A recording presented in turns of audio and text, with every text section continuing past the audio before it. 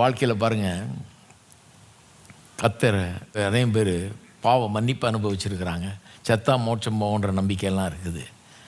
ஆனால் கர்த்தர் இந்த வாழ்க்கையில் நம்முடைய பல்வேறு பாரங்களை சுமக்க உதவுகிறவர், சுமக்கிறவர், சுமந்து நம்மளை ரட்சிக்கிறவர், அவர் சுமந்துக்கிட்டு நம்மளை காப்பாற்றுகிறவர், அவர் சுமந்துக்கிட்டு நமக்கு விடுதலை தருகிறவர் என்பதை அனுபவிக்காமல் இருக்கிறாங்க. இஸ்ரவேல் ஜனங்களை கேட்டிங்கன்னா அவங்க சொல்லுவாங்க, இல்லை நாங்கள் அனுபவிச்சிருக்கிறோம். ஆமாம், அங்கே எங்களை ஆட்டுக்குட்டியின் ரத்தத்தில் ரட்சித்தது மட்டும் இல்லை, அப்புறம் சிவந்த சமுத்திரத்தெல்லாம் பொழந்து இப்போ சாப்பாடை கொடுத்தாரு, தண்ணியை கொடுத்தாரு, எல்லாம் அதெல்லாம் மட்டும் இல்லை, உயிரை காப்பாற்றிருக்காரு எத்தனை தடவை, அது மட்டும் இல்லை. தாவீதின் காலத்தில் எத்தனை பாரங்கள், எவ்வளோ விரோதிகள்.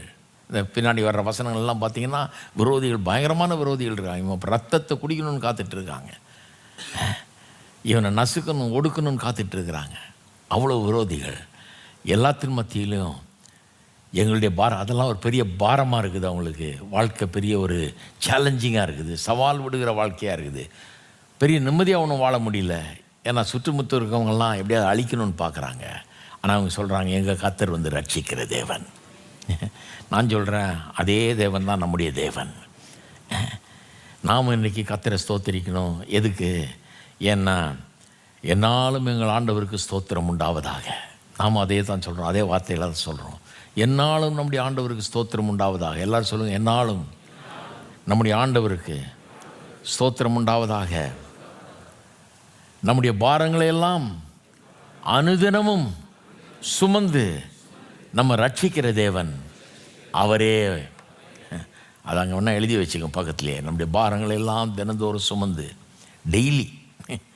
இங்கிலீஷில் பைபிள் இருந்ததுன்னா அந்த இங்கிலீஷ் பைபிளில் டெய்லின்ற வார்த்தையை சர்க்கிள் போட்டு ஸ்டார் போட்டு என்னமாதிரி போட்டு வைங்க.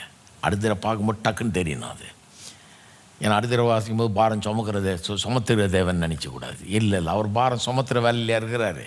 உலகத்தில் ஏராளமான பாரம் அவர் இல்லாமலே நிறைய பேர் சுமத்துறாங்க. அவர் ஒன்றும் சுமத்துறதுக்கு வரல. அவர் சுமத்துகிற பாரத்தை கூட நான் எடுத்துக்கிறேன்றார். உலகம் நிறைய பாரங்களை கொண்டு வருது, கவலைகளை கொண்டு வருது, பயத்தை கொண்டு வருது. கர்த்தர் சொல்ல, என்கிட்ட கொடுத்துரு, நீ பயப்படாத, நீ கவலைப்படாத, கவலைப்படாமல் இரு. சத்துரு உன்னை விழுங்கலான்னு காத்துக்கிட்டு இருக்கான், அதனால் கவலைப்படாத, பயத்தை விட்டுரு, பயப்படாத. 365 தடவை சொல்லியிருக்கான். 365 தடவை பயப்படாதுன்னு சொல்லியிருக்கான். நான் எண்ணி பார்க்கல, இன்னும் கண்டிப்பாக சொல்லியிருக்கோன்னு நினைக்கிறேன். ஏன்னா தினந்தோறும் பயந்துட்டு இருக்காங்க சிலர். தினந்தோறும் 10 தடவை சொன்னாலும் நல்லது தான். இந்த ஒரு தடவை சொன்னால் 100 தடவை சொன்ன மாதிரிலாம் பொய். அதெல்லாம் சும்மா. 100 தடவை சொன்னால் கூட 10,000 ஜனங்களுக்கு 1000 தடவை